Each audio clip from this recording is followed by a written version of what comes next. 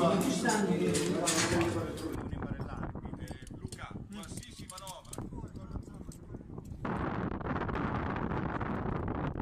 Nella fase di uscita adesso qui ci servirebbe comunque uno spezzone di uno spezzone. Guarda quella stringa. Davide!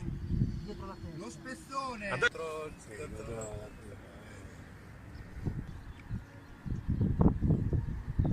Tira, aprilo tutto il moschetto.